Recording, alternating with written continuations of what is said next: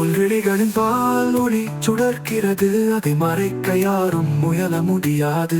நீ புன்னகை வைக்கையிலே வானமும் உன் காலடி சுவடுகளை கண்காணிக்கும்.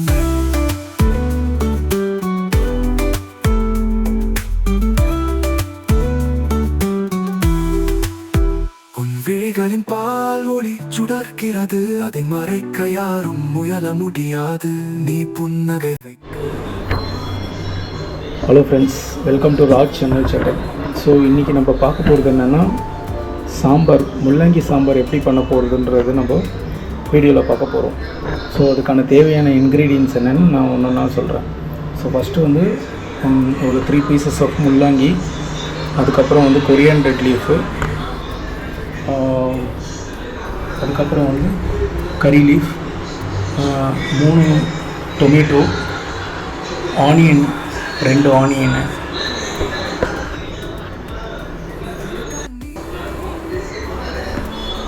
ஸோ இன்றைக்கி சாம்பார் எப்படி பண்ண போகிறது பார்க்க போகிறோம். அதுக்கான தேவையான இன்க்ரீடியன்ட்ஸ் உங்கள் டிஸ்பிளேயில் வச்சுருக்கேன். ஸோ ஃபஸ்ட்டு வந்து பார்த்திங்கன்னா முள்ளங்கி சாம்பார் தான். ஸோ முள்ளங்கி ஒரு 3 pieces முள்ளங்கி, கொரியாண்டர் லீஃபு, கறி லீஃபு, டொமேட்டோ வந்து ஒரு 3 பீஸு, அப்புறம் வந்து ஆனியன் வந்து ஒரு 2 பீஸ். இது ரெண்டுமே சாப் பண்ணி வச்சுக்கோங்க.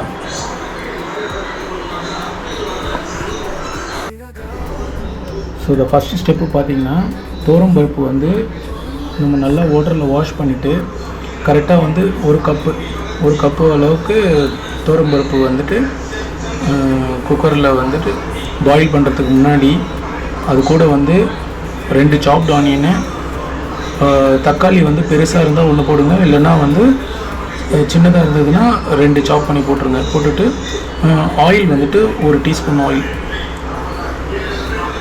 அது வந்து விட்டுட்டு கரெக்டாக வந்து 3 விசில் விடணும்.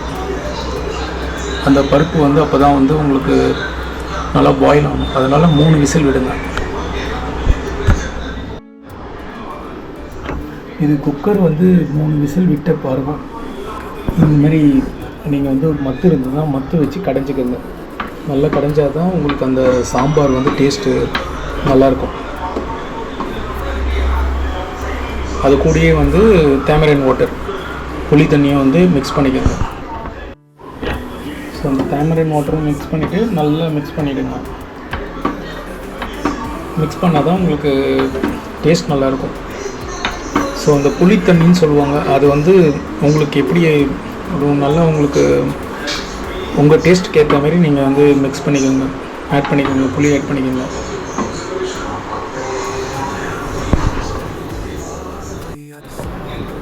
ஸோ நல்லா அந்த புளி தண்ணியோடு மிக்ஸ் பண்ணிவிட்டு சாம்பாரை நல்லா கடைஞ்சிடுங்க, மத்து வச்சு கடைஞ்சிட்டு அதுக்கப்புறம் வந்து இந்தமாரி ஒரு தனியான ஒரு வெசலில் வந்துட்டு அதை ரீப்ளேஸ் பண்ணி வச்சுருங்க. இப்போ வந்து நெக்ஸ்ட் ஸ்டெப் என்னன்னு பார்க்கலாம். ஸோ இப்போ வந்து பார்த்திங்கன்னா என்ன போட்டிருக்குன்னா, நான் ஆயில் வந்துட்டு தேவையான அளவு ஆயில் மிக்ஸ் பண்ணிவிட்டு அது கூட வந்து கறி லீஃபு, அப்புறம் வந்து மஸ்டர்ட், அதாவது கடுகு உளுத்தம் பருப்பு, அது வந்து போட்டுட்டு நல்லா அது கொஞ்சம் வெடிக்கிற வரைக்கும் வெயிட் பண்ணிவிட்டு அதுக்கப்புறம் ஆனியன் ஆட் பண்ணுங்கள். ஸோ இது நல்லா மிக்ஸ் பண்ணிவிட்டு இப்போ நான் என்னென்ன ரிப்பீட் பண்ணுறேன், இதில் வந்து என்னென்னா ஆயில் விட்டு கடுகு உளுத்தம் பருப்பு போட்டுட்டு கறி லீஃப் போட்டுருங்க, அதாவது கருவேப்பிலை, இதை போட்டுட்டு நல்லா அந்த கடுகு வெடிக்கிற சவுண்டு இந்த மாதிரி வந்த பிறகு ஆனியன் ஆட் பண்ணிடுங்க.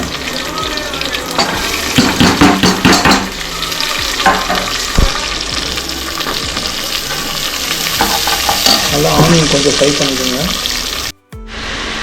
ஸோ ஆனியன் வந்ததுக்கு அப்புறமா, ஆனியன் ஃப்ரை ஆனதுக்கப்புறமா தக்காளி ஆட் பண்ணிவிடுங்க. நெக்ஸ்ட் டொமேட்டோ ஆட் பண்ணிவிடுங்க. ஆட் பண்ணிவிட்டு அதுக்கப்புறம் கொஞ்சம் டொமேட்டோ ஃப்ரை ஆனதுக்கப்புறம் முள்ளங்கி வச்சுருந்த முள்ளங்கியும் வந்து ஆட் பண்ணிவிட்டு அது கூட வந்து ஒரு 1.5 ஸ்பூன் வந்துட்டு மஞ்சள்தூள், டர்மரிக் பவுடர், அப்புறம் வந்து சில்லி பவுடர், அதுவும் வந்து ஒரு 2 ஸ்பூன்ஸ் ஆட் பண்ணிக்கோங்க. ஆட் பண்ணி நல்லா வந்து ஃப்ரை ஆகிற வரைக்கும் கொஞ்சம் நல்லா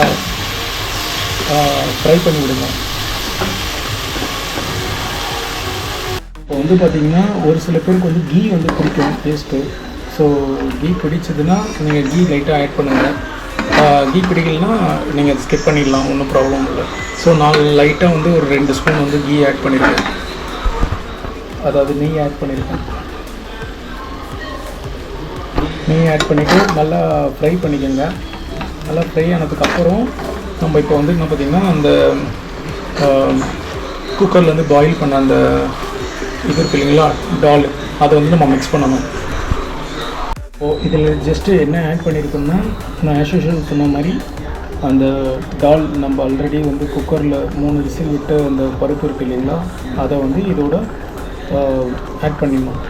ஆட் பண்ணிவிட்டு நல்லா கொதிக்க வச்சுட்டு லாஸ்ட் ஸ்டெப் வந்து பார்த்திங்கன்னா இந்த கொரியாண்டர் லீஃப், அந்த கொத்தமல்லி அதை போட்டுட்டோன்னா சாம்பார் ரெடி.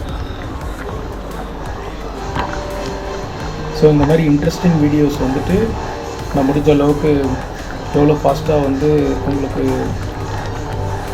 நெக்ஸ்ட் வீடியோ வந்து டைம் கிடைக்கும்போதுலாம் அப்லோட் பண்ணுறேன் ஃப்ரெண்ட்ஸ். ஸோ கண்டிப்பாக உங்களுக்கு யூஸ்ஃபுல்லாக இருக்கும். ஸோ இந்த மாதிரியான குக்கிங் ரிலேட்டட் வீடியோஸ் வேறு எதுவாக இருந்தாலும் நீங்கள் கமெண்ட்ஸ் பண்ணுங்கள். ஸோ கண்டிப்பாக என்னால் முடிஞ்ச அளவுக்கு நான் பெஸ்ட்டாக கொடுக்குறேன். ஸோ நெக்ஸ்ட் வீடியோவில் பார்க்கலாம் friends. Thank you. Please share and subscribe.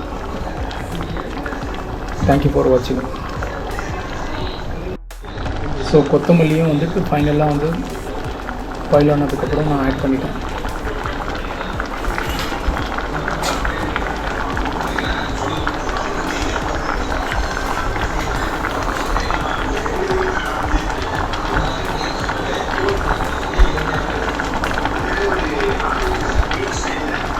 So அவ்வளோதான் ஃப்ரெண்ட்ஸ். ஸோ லாஸ்ட்டாக வந்து கொரியாண்டர் லீஃப் ஆட் பண்ணதுக்கப்புறம் சாம்பார் நல்லா உங்களுக்கு தேவையான அளவுக்கு சால்ட் செக் பண்ணி பாருங்கள். சால்ட் செக் பண்ணிட்டு சால்ட்டு கம்மியாக இருந்ததுன்னா நீங்கள் சால்ட் ஆட் பண்ணிக்கலாம்.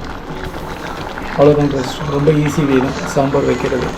ஸோ இந்த மாதிரியான எனக்கு தெரிஞ்ச வந்து ஷார்ட் குக்கிங்ஸ்லாம் வந்துட்டு உங்களுக்கு நான் அப்டேட் பண்ணிகிட்டே இருக்கேன் ஃப்ரெண்ட்ஸ். முடிஞ்ச அளவு உங்களுக்கும் வேறு ஏதாவது இன்ட்ரெஸ்டிங் குக்கிங் வீடியோஸ் வேணும்னா நீங்கள் கமெண்ட் பண்ணுங்கள். கண்டிப்பாக என்னால் முடிஞ்ச அளவுக்கு நான் பெஸ்ட்டாக கொடுக்க போகிறேன். தேங்க்யூ ஃபார் வாட்சிங். Please share and subscribe. நிறுத்துக்கலாம்டா.